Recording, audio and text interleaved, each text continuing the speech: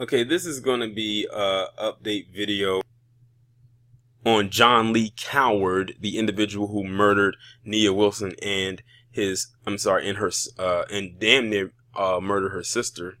And I know I hate having to constantly do updates, and it seems like it's the same thing over and over again, especially with this guy here. Now, what made me want to look this up is because when Hood Mistress Reloaded sent me the stuff about Gregory Bush, I had mentioned something back in an email response about Nia Wilson, and I said, let me go and look this up and see if there's anything that has come through about him. And 3 days ago, something did come through. So remember the last time I talked about John Lee Coward, it was them bringing in a third person to evaluate him whether or not he was competent to stand trial. Well, now it has been announced that in July, I believe towards the end of July, he will have his competency hearing, which means he's going to have a trial to determine if he's competent to stand trial for the murder and attempted murder of Nia Wilson and her sister.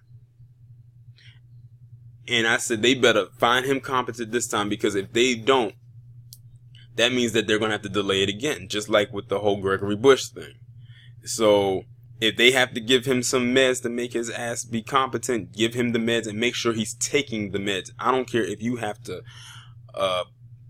put it in a dish and watch him eat it. Just make sure that that's what it comes to. Then that's what they have to do, because I'm tired of having to do update videos talking about how many times it gets delayed or how many times they wanted to declare him incompetent. And the only reason I'm doing this is because I told my audience that I will stay on top of this story. Like, this is one of those stories that really hit me, and usually when stories like that hit me, I stay on top of them, because I don't want my audience as well as other people to forget the horrifics of this story. This was one of the most tragic stories I did of all of 2018. It ranks up there, at least in the top 5 for me.